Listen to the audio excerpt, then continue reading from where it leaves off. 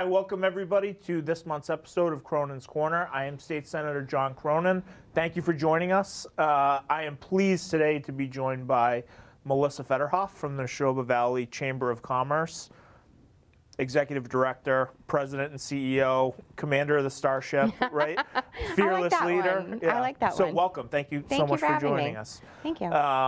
So before we get started, really looking forward today to talking about the Chamber, your work, what's going on here in our region and corner of Massachusetts. But could you introduce yourself to people who are watching who might not have met you yet or know you? Sure. My name's Melissa Federhoff. I am the President and CEO of the Nashoba Valley Chamber. I have been working for the Chamber coming up on 22 years now. And prior to that, I was actually a Chamber member for 5 years. I was in banking, and I was part of the team that was hired to open the Air branch of the IC Federal Credit Union, and we didn't have a footprint in Nashoba area, so we needed to get involved and meet people, and the best way to do that was to join the Chamber. And then it pulled you in. You never left, right? I never left. Yeah. 27 years later. So. And I think that's one of the great things about the Chamber is there's not that many entities that bring people together, and especially across academia, schools, into the business community, across sectors in the business community. How powerful is that kind of network and the Chamber's ability to activate it? It's been great, and it is amazing to see so many. And after over 27 years, I've seen people, grow and move on and move up in their careers. Their families have grown. They leave the Chamber for a little bit because they have little young kids, and then they come back years later when their kids are, have their own, starting to have their own lives, and so it's pretty amazing to have seen so much, and to see so many businesses working so hard to make the region a better region. How's the region changed since when you started? Oh boy, I would say. Or stayed the same. I would say a little bit of both. It's definitely, I grew up in Littleton, and so I'm definitely from the area. I went to Fitchburg State for a little bit, and so it's definitely stayed the same, but it's changed so much. Devens has really had a big impact on the region. The closure and of the 27 base. years ago, it was like receiving a death sentence. It really was. Yeah. It really was. Can you take us back to that time? What was that like? Oh, I was so much younger. Yeah. Truthfully, I was at a point in my life that it didn't register to me the way that it would register to me today. Yeah. So and we've gone through 9/11. Yeah, so much has changed. Devens has become such a juggernaut for the region. I think a lot of people who live here, who have been in North Central forever, who haven't even driven through in a while, would be shocked to see all the development. And Bristol Myers Squibb, their North American headquarters, is there. Commonwealth Fusion, who is doing some of the most cutting-edge research and development on clean energy anywhere in the world, has 500 engineers who work there every day. Yeah. What else is going on at Devens, and how does the Chamber kind of support what's happening there? There's so much going on. There's a Sterling Street Brewery. Most importantly, there's a brewery coming There's a brewery coming. So Devens has really made it, because there's going to be good beer now. Yeah. We're so excited. There's always something. It seems like there's always new ground being broken, and people are always like, and I happen to be on the Devens Enterprise Commission as well, and which has been a great partnership, really, for me, and getting to know what's happening in the area, and stay on top of that. But sometimes people are asking me, they're like, what's going on here? And I'm like, I didn't even know there was something going on there. It's just, there's always something. Yeah. And it's totally it's 21st century innovation economy, like no matter where you look, right? Yeah. One of the things we did in the legislature last session is raise the commercial cap. When the legislature created the enterprise zone, it capped commercial and residential square footage. So it's incredible that we've hit that cap, right? Yeah. Because I think a lot of people would have said, we'll be lucky if we ever get there. And I think this session we're looking at raising the housing cap too. That would be fantastic. Yeah. It's obviously, it's much needed. The governor talked about it, you know, and we have space for it. We were the actual last tenant in Vicksburg Square. Yep. So it's something that I'm personally, you know, absolutely Could you in tell support of. everybody, like, what is Vicksburg Square? They'll Vicksburg Square is a quad of buildings right on Rogers Parade Field, and it has seen a lot of different. I've heard there was medical in there. There was Army intelligence, but right now they are buildings that have been empty and dormant for over 15 years. We were literally the last people to move out of that building. And it needed improvements then, and it's not, you know, Mass Development's done the best that they can with the resources that they have, and with the zoning that has been there, which is not for residential use right now. It's right? not, and we've gone. The chamber has been proud to support several times. They've gone before a Supertown meeting to try to, you know, add housing, and it's been declined each time. So it's much needed, obviously, for our region. So one of the things that we are doing this session, and certainly a priority of mine, is going to be to raise that cap and certainly at a minimum rezone Vicksburg Square for housing development. I think it's tough to say you're in a housing crisis if you're not acting like you're in a housing crisis. And I think for the state to have land that is not being put to productive use, a historic building that's beautiful, there's an opportunity there that I think is exciting to convert into housing. And you know, housing. We'll talk more about competitiveness and what the region needs, but exciting opportunity there. Definitely. So thanks for the chamber's leadership and advocacy for that. Turning back to the chamber, can you tell us just about what your mission is, what the vision is you have for the Nashoba Valley, and then who makes up the chamber? Who are some of the members? Sure. So our mission is to support and promote businesses in our region. And we, you know, after almost 22 years employed there, you know, we really make an effort to work with our businesses. That's changed over the years. What does that mean? You know, what do the businesses need? And so we're always looking to the businesses to find out what will help them be more successful. What types of, you know, educational speakers can we bring in? What types of resources do they need to grow their business for the region? Certainly over COVID, it was much different than what they need to even today. Yep.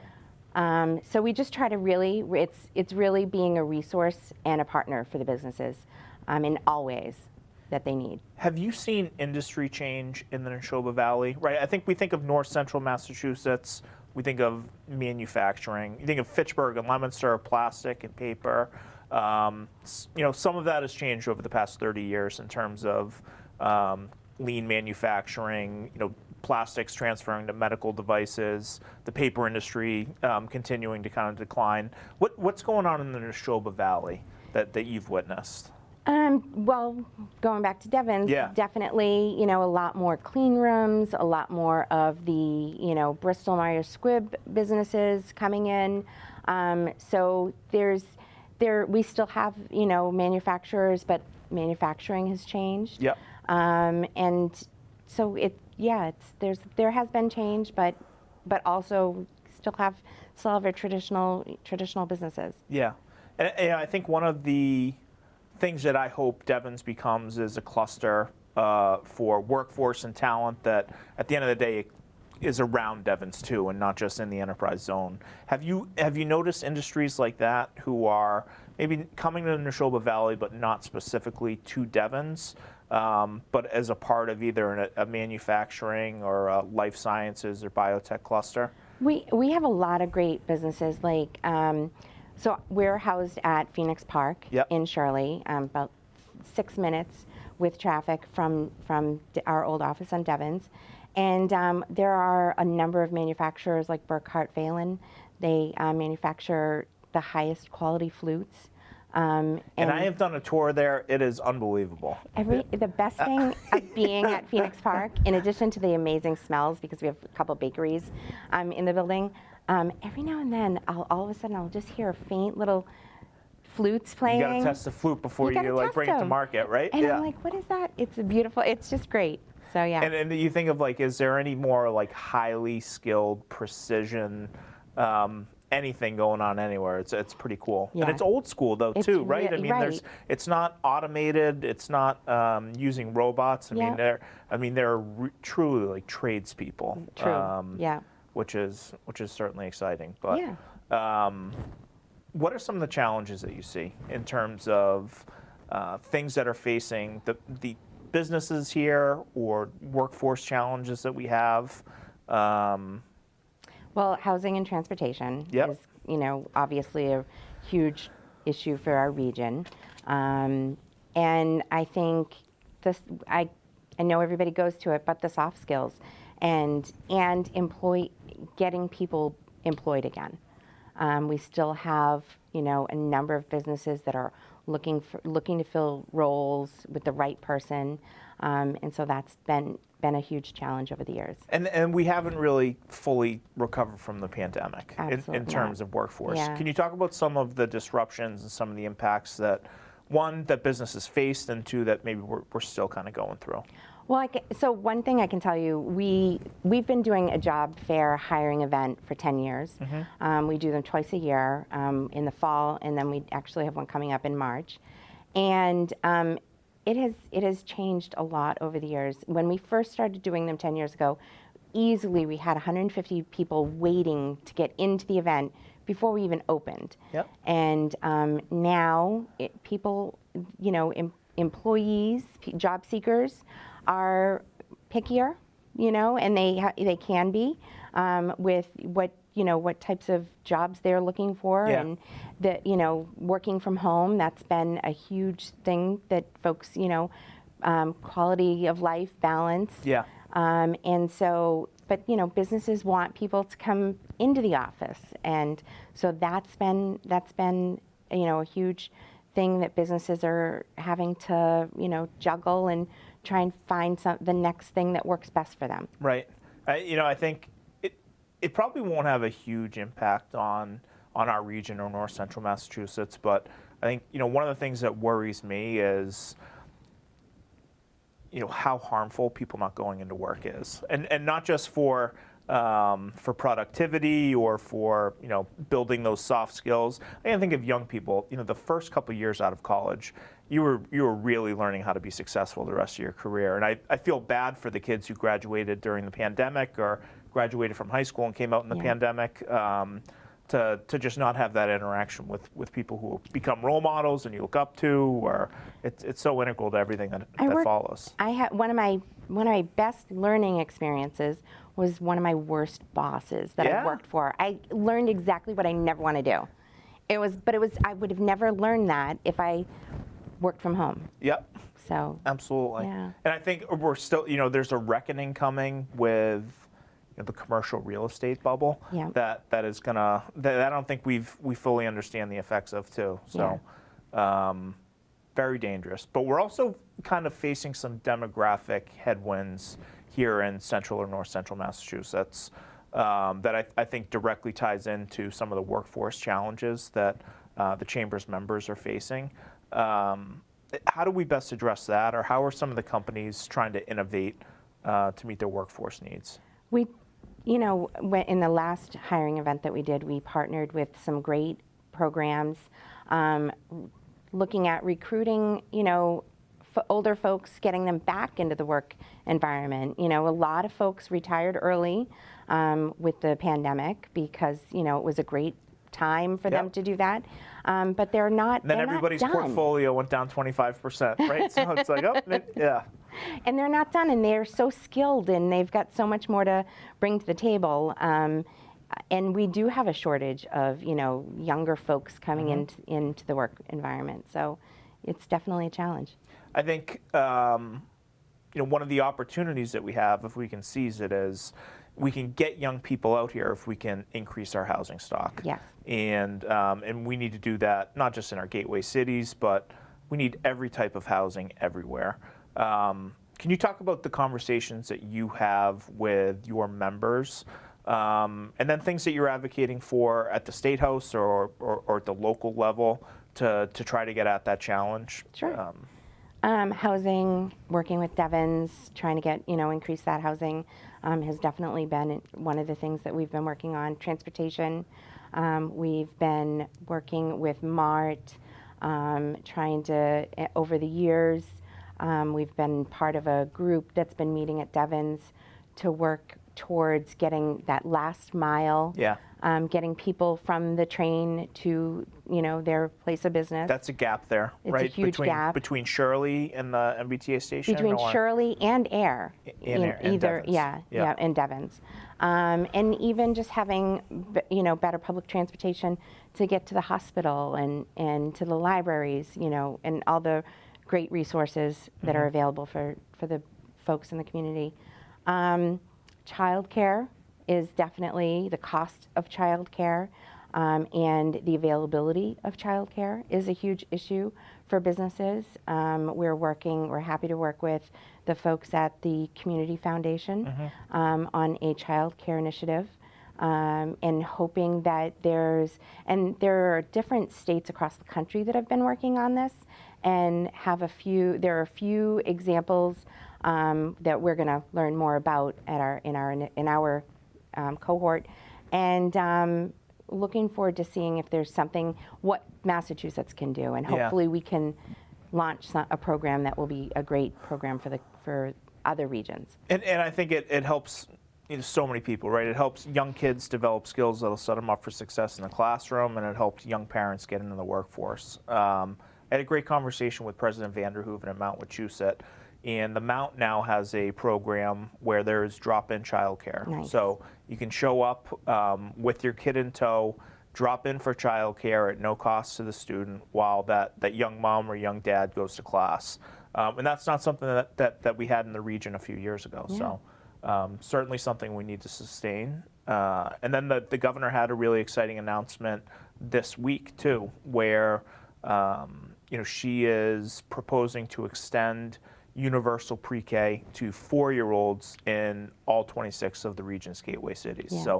So for places like Fitchburg or Leominster or Lowell, that can certainly be a game changer for a lot of families. Absolutely. Yeah.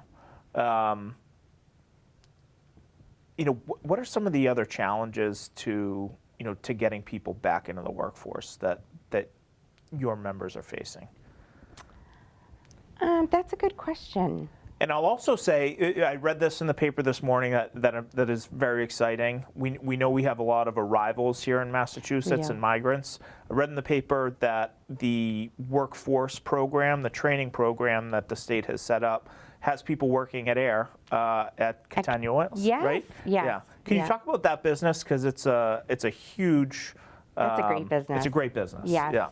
Yes. Catania Oils. Our board actually just recently, a couple months ago, did a tour there. Have you ever done a tour? I haven't. I haven't. We'll work on scheduling that. It's a fun tour.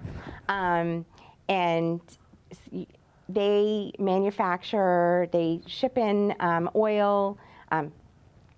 Olive oil. It was like Vito Corleone's business, right? Yeah. They actually, it's not just olive oil. They have all kinds of oils. Yeah. Almond oil. I don't know. I'm not going to name all the oils because I'm not going to get them all correct. But they manufacture blends, specific blends for other companies. I know they have their own label that they distribute in the region, and then they private label distribute for other businesses in the region. Like I want to say Ken's Steakhouse salad dressing. It's a big account. It's a huge account. Yeah. And so it's really impressive, the things that they do. And so, you have to go on the tour there. I think that just the diversity of businesses that are chamber members is something that we can be proud of. Could you highlight a couple other members that come to mind or are doing pretty interesting things? Sure. We've got the flute business and the oil business covered. Yes. Yeah. The olive oil business. Of course, there's the hospitals. We're very lucky in our area to have some really great hospitals, Nashoba Valley, UMass Memorial, and there's always, I know they're always hiring, and there's always something going on. We've just had Steve Roach out to speak at our Fidelity Bank breakfast 2 months ago. Oh my gosh, I'm having a brain fart. Like, what businesses? What businesses? You've got more than 2 members. I know, right? I do. We have 500 something businesses. There's always something going on. And so, what about the Chamber's events? Can you talk about things that are coming up or things you do every year, and what are the ways that people can get involved or join the Chamber? Sure. So one of the big things that we're working on right now is our taste. So we've been for 21 years. This would be our 23rd, but we had 2 years of COVID, and so we have our 21st annual Taste of Nashoba. It's held at Lawrence Academy in Groton, and we have anywhere from 35 to 50 vendors. Wow. Food, beverage. All of the ticket holders get to vote on best entree, dessert, beverage, appetizer, and presentation. And I always between the 35 to 50 vendors, you're never going to make it to all vendors. I've tried every year. You'll get sick. Yeah. What number do you get sick at? 17, 18? I wish I even got that high. Right, I get to like 10 and I'm like, oh. And you know, I always try, like, you know, stuff yourself before you go, because then, you know, your belly has more room. Starve yourself before you go. You can't war game 35 different stations, no, right? Yeah. Right. No. So it's amazing, though. And so we, like I said, every year we have best of from the region for 21 years now, and it's a great event. Usually we have about, pre-COVID, we had about 800 to 1,000 attendees.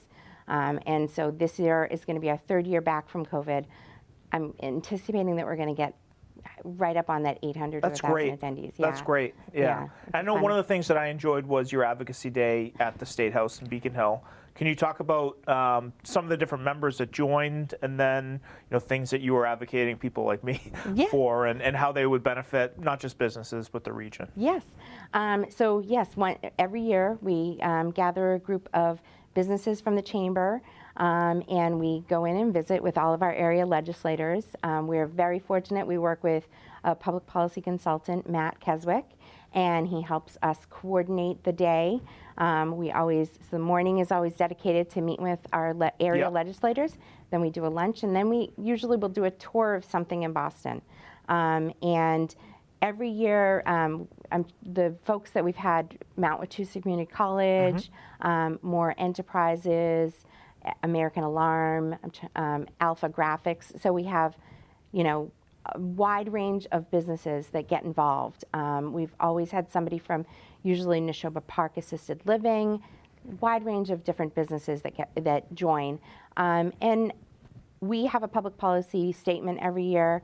Again, I go back to housing, transportation, childcare, unemployment, and those are our primary goals every year.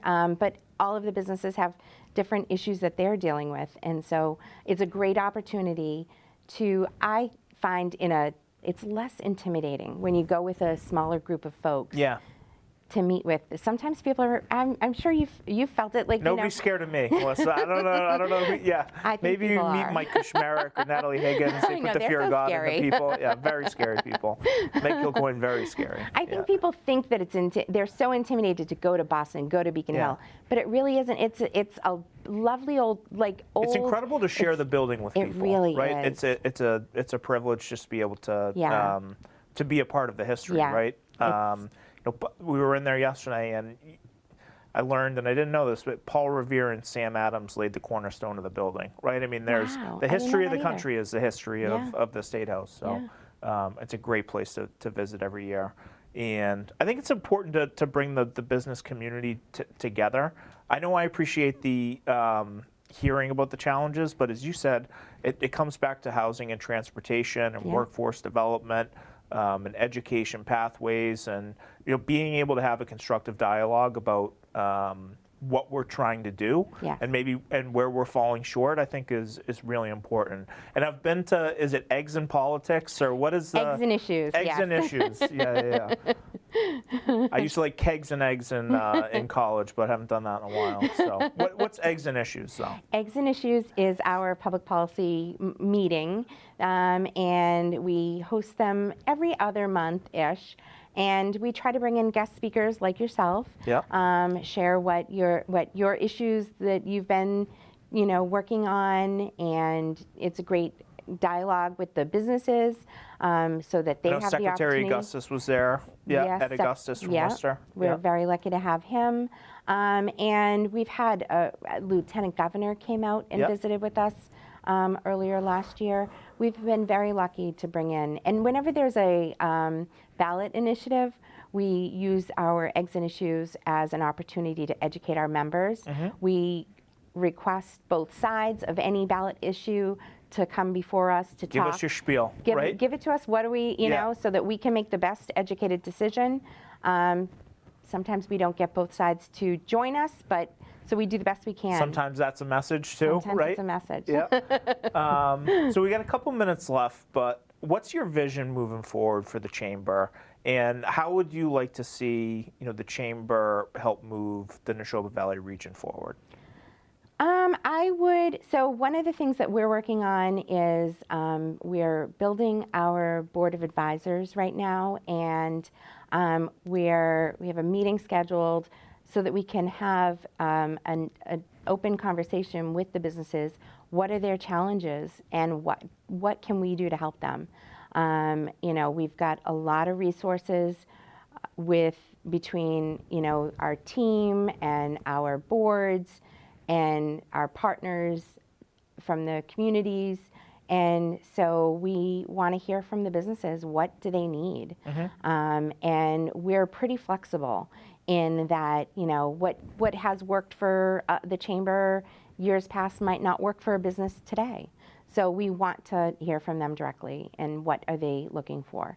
But we're here to do that. And what's the best way, if there's a person who is an entrepreneur or a new business owner, how do they get in touch with you? How do they join the Chamber? Or how can they feel you guys out and see if it's something they want to be a part of? So which I'm sure they will. Of course. Yeah, of course. They'll get there. I would say visit our website, which is nvcoc.com, Nashoba Valley Chamber of Commerce. And you can contact us right from the website. You can see what our upcoming events are. You can see the business directory, list all of who our current members are, who our new members are, and there's all kinds of information. But primarily contact us. I'm happy. I love meeting with businesses, even if it's not the best time for them to join. We'll have a conversation and see what we can do. I love to learn about their business, and hopefully we'll make a connection and they'll consider joining. Well, thank you so much for everything you do. Thanks for coming on the show today. And I really appreciate your partnership and your leadership. And the region is well served by you. Thank you. And the future in the Nashoba Valley is bright. So thank you. I thank you for your leadership. We've been very lucky in our region. And we have a great delegation. We do have a great delegation. So thank you. Everybody, thanks for joining today. Melissa Federhoff from the Nashoba Valley Chamber of Commerce. And we'll see you next month.